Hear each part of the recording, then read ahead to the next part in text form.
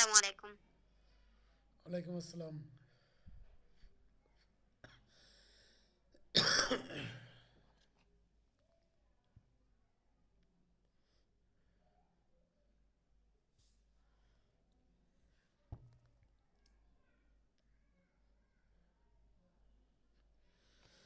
গ্রুপে একটু এসএমএস করেন কেউ।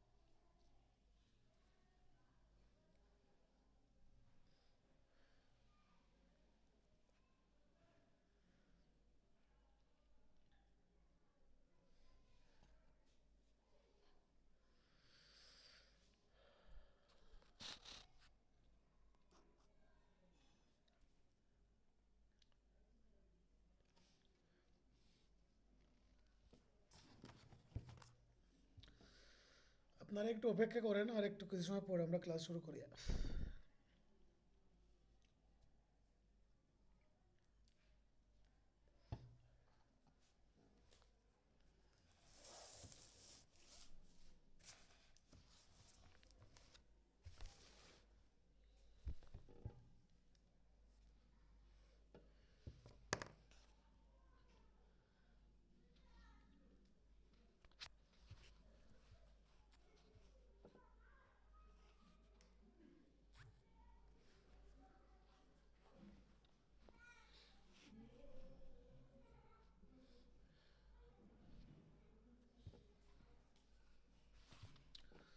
মুক্তা, গ্রুপে একটা এসএমএস করেন।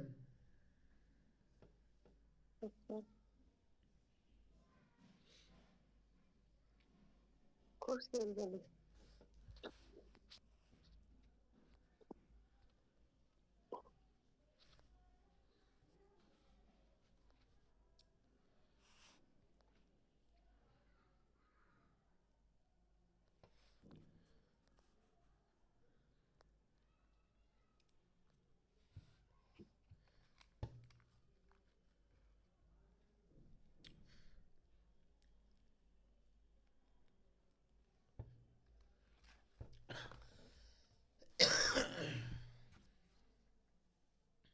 হুম।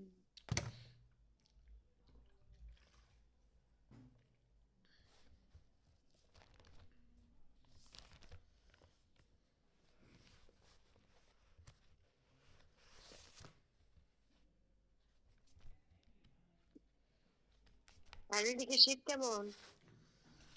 আমি একটু এদিকে অনেক বাইরে বের শীত। হয়েছিলাম। তা বাইরে বের হওয়ার পরে দেখলাম যে মনে হুম। হচ্ছে বৃষ্টি হচ্ছে। মানে এত পরিমাণ মানে আমাদের কুয়াশা দিকে পড়তেছে, বৃষ্টির বৃষ্টি মতো কুয়াশা পড়তেছে। হয়েছে সকালবেলা আমাদের। ও,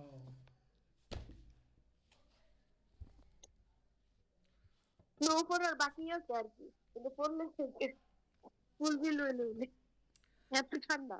হ্যাঁ, হ্যাঁ, হ্যাঁ, অনেক বেশি ঠান্ডা পড়তেছে।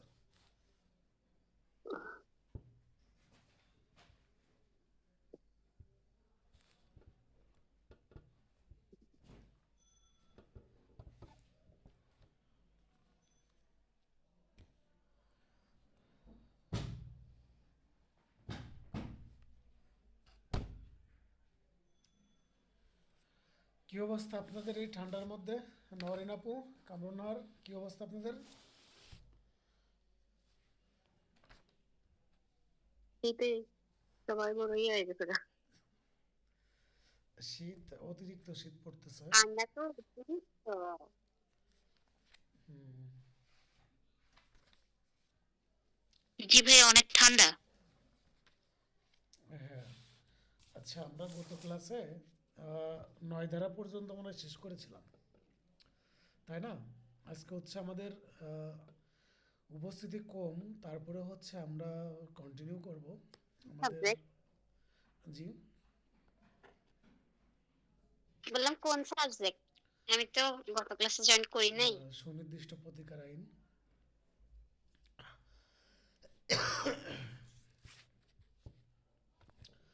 দেখেন, সুনির্দিষ্ট প্রতিকার আইনে আহ, আমরা নয় ধারা পর্যন্ত পড়েছিলাম এবং রিভিশনও করিয়েছিলাম। তারপরে গিয়ে হচ্ছে আমি অ্যাক্সিডেন্ট করি, অ্যাক্সিডেন্ট করার পরে তারপর হচ্ছে ক্লাস আপাতত স্টপ থাকে। সুতরাং আমরা এখন 10 ধারা থেকে শুরু করব এবং অন্যান্য যারা আছে তাদের আসার অপেক্ষায় থাকব। তবে যেহেতু আমরা গত ক্লাসে আমরা কয়েকদিন ক্লাস নিতে পারি না, সুতরাং আমাদের ক্লাস এখন থেকে কন্টিনিউ হবে। দেখেন, পড়ালেখার যে কোনো ধারাবাহিকতা বজায় না থাকলে আসলে ওইভাবে আপনারা সাকসেস হইতে পারবেন না। সুতরাং পরীক্ষা যদি লেটে হয়, তারপরে আপনাদের ধারাবাহিকতা বজায় থাকতে হবে।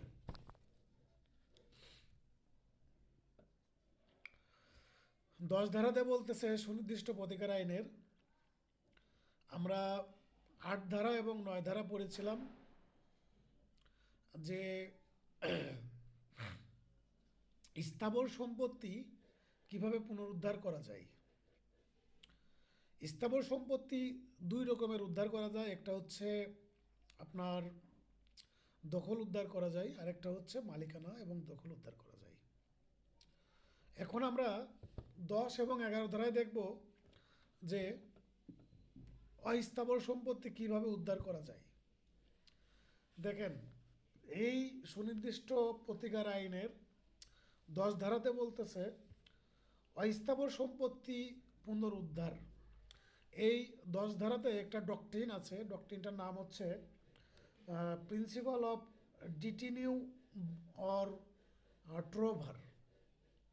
তা শুধুমাত্র আপনারা এখান থেকে দেখবেন যে এই সুনির্দিষ্ট প্রতিকার আইনের 10 ধারাতে হচ্ছে অস্থাবর সম্পত্তি পুনরুদ্ধার করার বিধান আছে এবং এখানে একটা প্রিন্সিপাল আছে, নামটা হচ্ছে প্রিন্সিপাল অফ ডেটিনিউ অর ট্রোভার।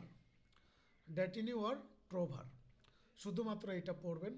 আর হচ্ছে এটা পড়বেন যে এই 10 ধারা হচ্ছে আপনার এই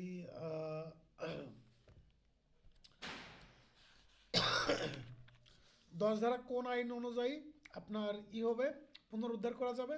সিপিসি অনুযায়ী।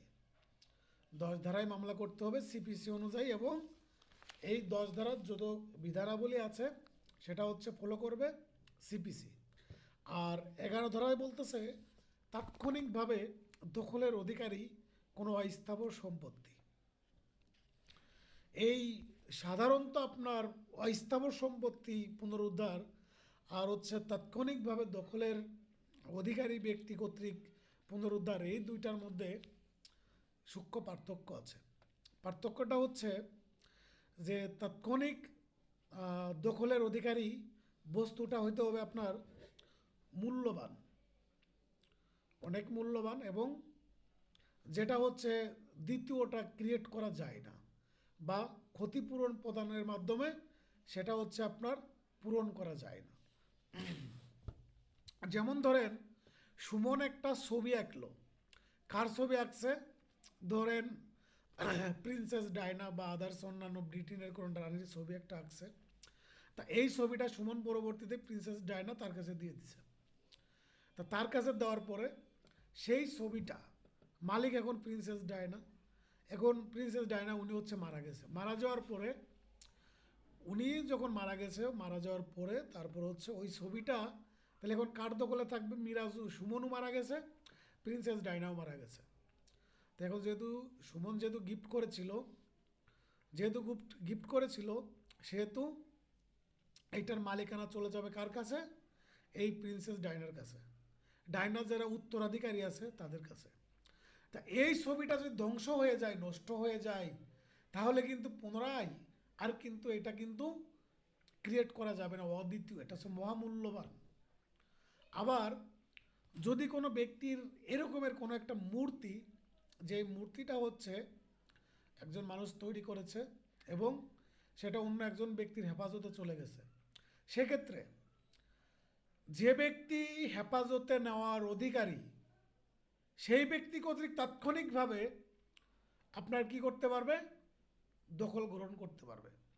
এটা হচ্ছে আপনার তাৎক্ষণিক দখলের অধিকারী ব্যক্তি কর্তৃক ওই আপনার সেই অস্থাবর সম্পত্তিটা হচ্ছে এই সুনির্দিষ্ট প্রতিকার আইন অনুযায়ী হচ্ছে আপনার পুনরুদ্ধার করতে পারবে।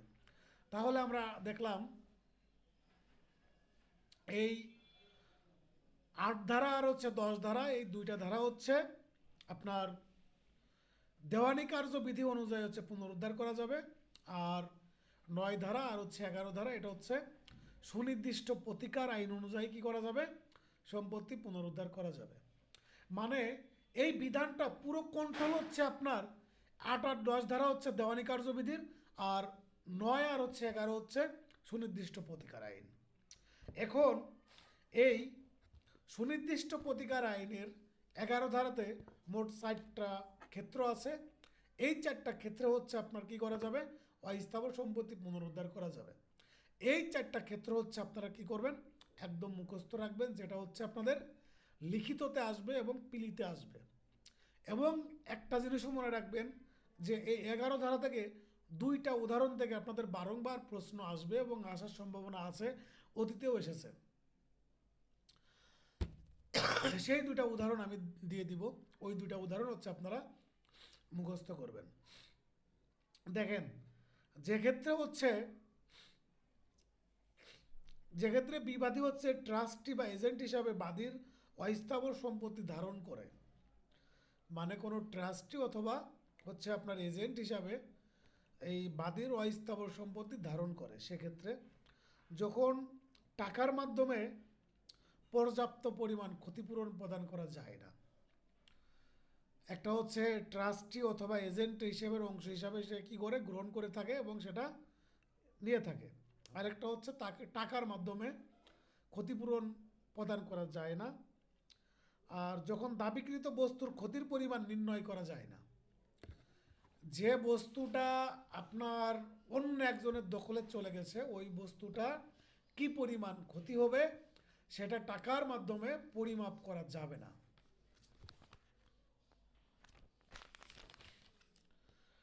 তারপরে 4 নম্বর পয়েন্ট হচ্ছে যখন দাবিকৃত বস্তুর দখল দাবিদারের নিকট থেকে অন্যায়ভাবে গ্রহণ করা হয়েছে। তাহলে দেখেন এই প্রথম যে 3টা পয়েন্ট আছে, এই 3টা পয়েন্ট হচ্ছে গুরুত্বপূর্ণ।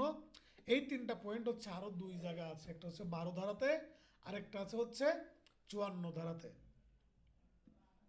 তাহলে আপনারা এই 3টা পয়েন্ট দ্বারা আপনারা 12 ধারা পয়েন্ট কভার করতে পারবেন এবং 54 ধারার 3টা পয়েন্ট আপনারা কভার করতে পারবেন।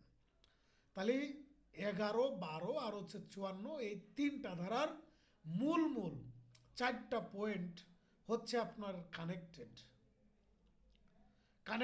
তাহলে আপনারা একই পয়েন্ট দ্বারা এই 3টা গুরুত্বপূর্ণ ধারা হচ্ছে আপনারা কভার করতে পারবেন এবং উত্তর করতে পারবেন। এই 3টা ধারা থেকেই আপনার লিখিততে প্রশ্ন আসে, পিলিতে প্রশ্ন আসে। সুতরাং তাহলে বুঝতে পারতেছেন যে এই 3টা পয়েন্ট কত বড় গুরুত্বপূর্ণ।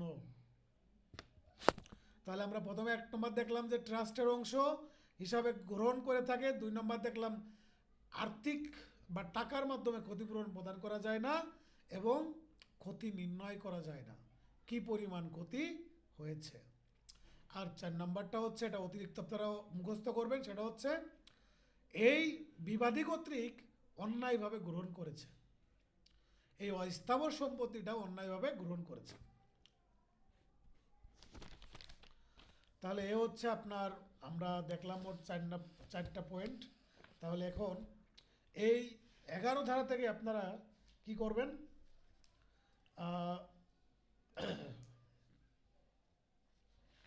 2টা উদাহরণ হচ্ছে আপনারা পড়বেন। একটা হচ্ছে ভালো করে একটু দাগায় নেন,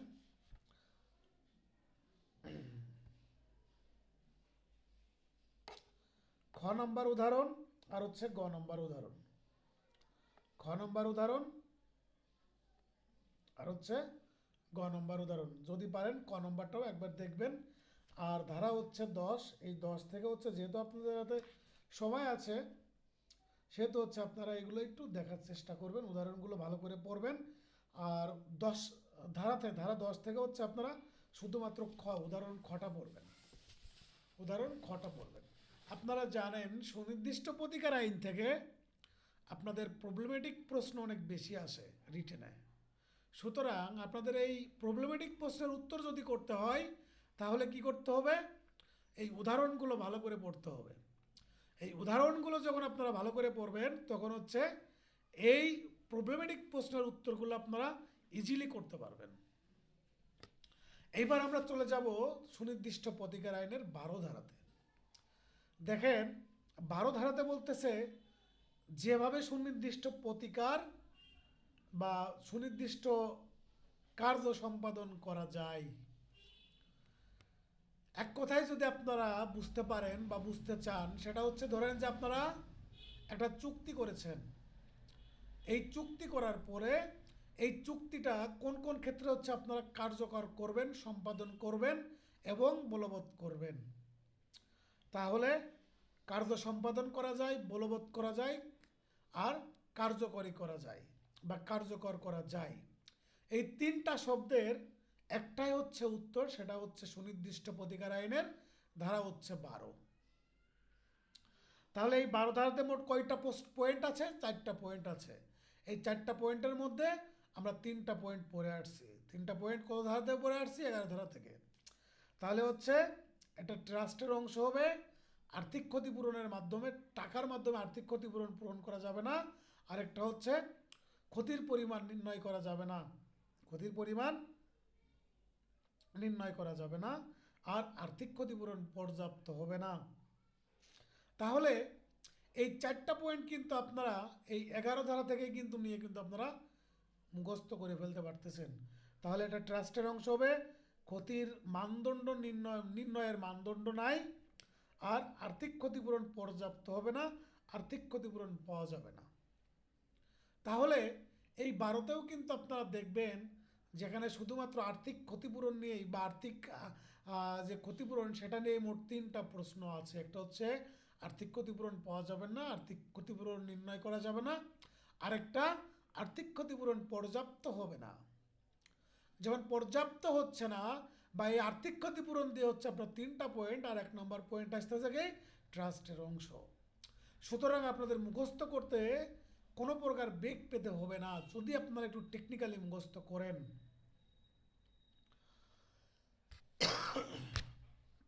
এখানে চুক্তির সুনির্দিষ্ট কার্য সম্পাদন বলবৎ করা যায় হচ্ছে কত দিনের মধ্যে? 1 বছরের মধ্যে। কত অনুচ্ছেদে বলা আছে সুনির্দিষ্ট এই তামাদি আইনের কত অনুচ্ছেদে বলা আছে? 113। 113তে বলা আছে। এখানে কি পরিমাণ কোর্ট ফি প্রদান করতে হবে? অ্যাড ভ্যালোরাম আনুপাতিক হারে, অ্যাড ভ্যালোরে। আনুপাতিক হারে। আর এটা হচ্ছে কি? আদালতের বিবেচনামূলক ক্ষমতা, বিবেচনামূলক ক্ষমতা। এর ইংরেজি কি? ডিসক্রিশনারি। আপনারা এই 12 ধারার অধীন আরেকটা বিষয় হচ্ছে আপনারা মনে রাখতে পারেন, সেটা হচ্ছে এই সুনির্দিষ্ট প্রতিকার আইনের 12 ধারা অনুযায়ী মৌখিক চুক্তিও কার্যকর করা যায়। আমরা জানি দ্য রেজিস্ট্রেশন অ্যাক্ট 1908 অনুযায়ী যদি কোনো চুক্তি সম্পাদন হয় তাহলে সেটা লিখিত হইতে হবে এবং সম্পাদিত হইতে হবে,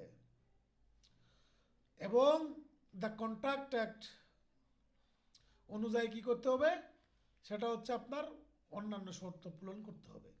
কিন্তু এই সুনির্দিষ্ট প্রতিকার আইনের 12 ধারার অধীনে মৌখিক চুক্তি হচ্ছে কি করা যায়?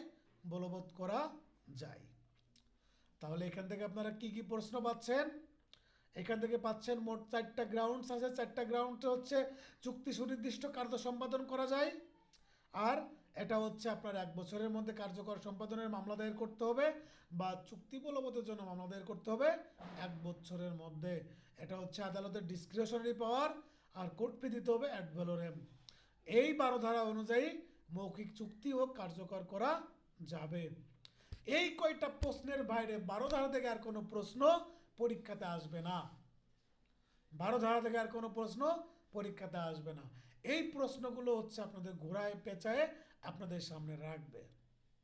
এখন আমি এই 12 ধারা থেকে কয়েকটা উদাহরণ আপনাদের আমি দিয়ে দিব। এই উদাহরণগুলো আপনারা কি করবেন? মুখস্থ করবেন। 12 ধারার উদাহরণ হচ্ছে গুরুত্বপূর্ণ। আপনারা এই 12 ধারা থেকে আপনারা 12 ধারার ব্যাখ্যা হচ্ছে ঘয়ের পরে একটা ব্যাখ্যা আছে, এই ব্যাখ্যাটা পড়বেন। তারপরে হচ্ছে উদাহরণ খ পড়বেন। তারপরে হচ্ছে উদাহরণ হচ্ছে বা উদাহরণ হচ্ছে আপনারা কি পড়বেন? ঘ পড়বেন, মানে দফা ঘয়ের উদাহরণ পড়বেন, দফা ক্ষয়ের উদাহরণ পড়বেন। তাহলে এই দুইটা পাইলেন। আর গ থেকে লাস্টের যে একটা উদাহরণ আছে, দফা গ এর লাস্টের যে উদাহরণটা আছে ওইটা পড়বে। আপনারা কি ব্যার একটা আছে আপনাদের? আপনারা কি দাগাই নিচ্ছেন? দাগানো কি হয়েছে? কারণ না হলে আমাকে বলেন, আমি আবার বলতেছি।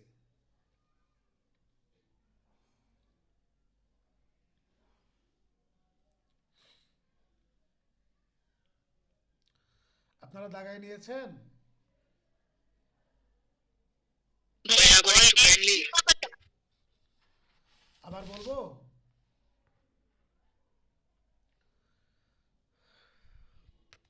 হ্যাঁ, আমি আবার আরেকবার বলতেছি। একটু কাইন্ডলি কোর্স। হ্যাঁ, হ্যাঁ, আর্থিক ক্ষতিপূরণের অপর্যাপ্ত হলে এটা না, এটা তো দেখেন এই যে উদাহরণ দেওয়া আছে, আপনারা বই থেকে সরাসরি আপনারা উদাহরণ পড়বেন। উদাহরণ কোনো গাইড বই থেকে পড়বেন না, আপনারা ব্যয়ের এক থেকে উদাহরণ পড়বেন। দেখেন দফা হচ্ছে খ এর উদাহরণটা পড়বেন, দফা খ এর উদাহরণটা পড়বেন। আর দফা হচ্ছে গয়ের, গয়ের হচ্ছে আপনার লাস্টের যে উদাহরণটা আছে এইটা পড়বেন। দফা গয়ের শুধুমাত্র এখানে কয়েকটা উদাহরণ আছে, শুধুমাত্র লাস্টেরটা পড়বেন। আর দফা হচ্ছে ঘয়ের উদাহরণ আছে একটা, ওইটা পড়বেন। তাহলে এখান থেকে মোট 3টা উদাহরণ দিলাম, 3টা উদাহরণ আপনারা পড়বেন।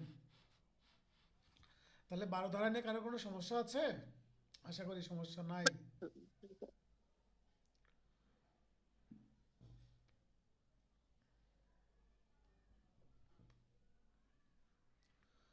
এবার আমি যদি আপনারা সমস্যা না থাকে আমি 13 ধারাতে চলে যাই।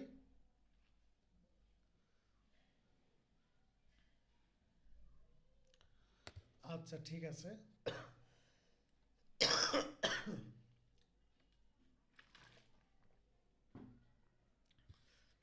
যে পরিমাণ ঠান্ডা পড়তেছে, এই ঠান্ডার মধ্যে আসলে আপনারা একটু সেফ থাকবেন, বাইরে কম বের হবেন।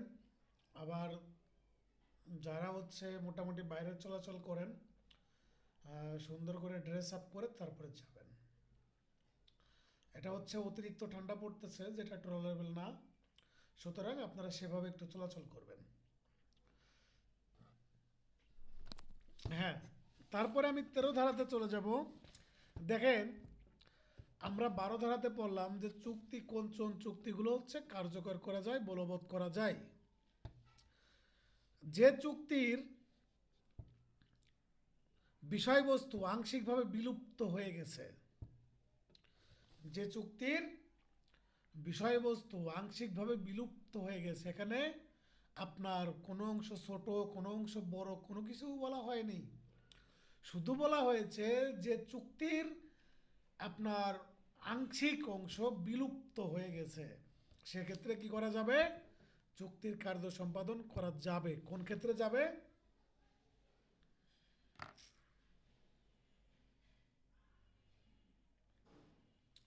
এই ক্ষেত্রে আপনার চুক্তিটা বাতিল হয়ে যাবে না, অপর পক্ষকে বাধ্য করা যাবে আপনার চুক্তির কার্য সম্পাদন করার জন্য।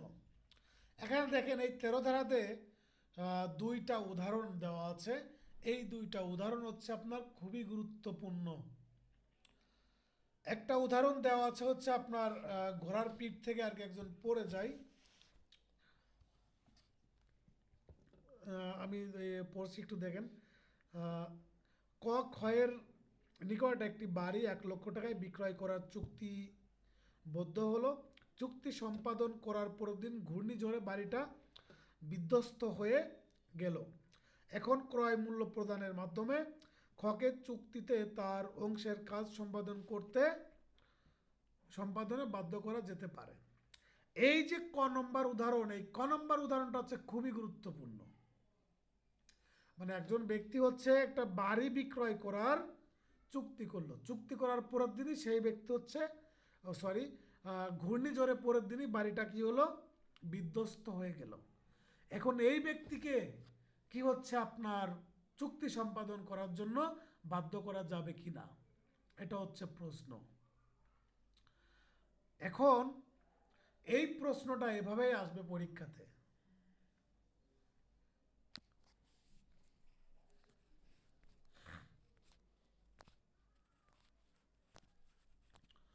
পরীক্ষাতে এভাবেই আসবে। আসার পরে আপনারা প্রথমত কনফিউজড হবেন। কনফিউজড হওয়ার পরে দেখবেন যে আপনাদের মনে হবে যে যেহেতু তো আপনার চুক্তির বিষয়বস্তু হচ্ছে বিধ্বস্ত হয়ে গেছে, মানে ভ্যানিশ হয়ে গেছে, সুতরাং এই চুক্তি আর কার্যকর করা যাবে না। আপনার ডাইরেক্ট আপনারা কি করবেন, উত্তর করে আসবেন যে কার্যকর করা যাবে না, বাধ্য করা যাবে না। এবং অপশনে থাকবে ক্ষতিপূরণ দিতে হবে। আপনারা কি করবেন, ক্ষতিপূরণে মেরে দিবেন টিক। মেরে দেওয়ার সাথে সাথেই আপনাদের একটা প্রশ্ন ভুল হয়ে যাবে। একদম 98% স্টুডেন্ট হচ্ছে এই জায়গা থেকে উদাহরণ আসলে একদম এই সেন্সে হচ্ছে ভুল করে থাকে, এই সেন্স থেকে ভুল করে থাকে। সুতরাং আপনাদের কি করা উচিত, এই উদাহরণটা ভালো করে পড়া। তারপরে 2 নম্বর খ নম্বর উদাহরণটা দেখেন। ক ক্ষয়ের নিকট একটি বাড়ি 1 লক্ষ টাকায় বিক্রয় করার চুক্তিবদ্ধ হলো। চুক্তি সম্পাদন করার পরের দিন খ ঘোড়ার পিঠ হতে পড়ে মারা গেল। এখন ক্ষয়ের প্রতিনিধিকে উক্ত অর্থ পরিশোধে বাধ্য করা যেতে পারে। দেখেন দুইটা চুক্তির বিষয়বস্তু প্রায় একই। প্রথমটা হচ্ছে ঘূর্ণিঝড়ে বিধ্বস্ত হয়েছে, পরেরটা হচ্ছে আপনার ঘোড়ার পিঠ থেকে পড়ে গেছে। উপরেরটায় চুক্তির কার্য সম্পাদনে বাধ্য করা যাবে, আর নিচেরটায় হচ্ছে ক্ষতিপূরণ প্রদানে বাধ্য করা যাবে। এখানে আপনি ব্রিটিশদের যে আপনার উদাহরণ ক্রিয়েট করছে, এখানে আপনি কোনো প্রকার আপনি ব্রেন খাটানোর দরকার নাই। শুধুমাত্র এই 13 নম্বরের এই দুইটা উদাহরণ মনে রাখবেন। আর মনে রাখবেন হচ্ছে একটা হচ্ছে ঘূর্ণিঝড়ে বিধ্বস্ত হওয়া, আর একটা হচ্ছে ঘোড়ার পিঠ থেকে পড়ে যাওয়া। যখন ঘোড়ার পিঠ থেকে পড়ে যাবে তখন আর্থিক ক্ষতিপূরণ প্রদানে বাধ্য করা যাবে, আর যখন হচ্ছে ঘূর্ণিঝড়ে বিধ্বস্ত হবে তখন হচ্ছে কার্য সম্পাদনে বাধ্য করা যাবে। শুধুমাত্র এই লজিকেই হচ্ছে আপনি এই দুইটা উদাহরণ মুখস্থ করবেন। এর বাইরে যে যদি আপনি কোনো লজিক খুঁজতে যান, আপনার মাথা হচ্ছে এদিক ওদিক চলে যাবে, কিন্তু কোনো আগাগোড়া বের করতে পারবেন না। সুতরাং আগাগোড়া বের করার কোনো প্রয়োজন নাই। দুইটা উদাহরণ একদম সেম, শুধুমাত্র ঘূর্ণিঝড়ে বিধ্বস্ত হলে হচ্ছে আপনার কার্য সম্পাদনে বাধ্য করা যাবে, আর যদি ঘোড়ার পিঠ থেকে পড়ে যায় তাহলে হচ্ছে আপনার আর্থিক ক্ষতিপূরণ প্রদানে বাধ্য করা যাবে। I hope you clear.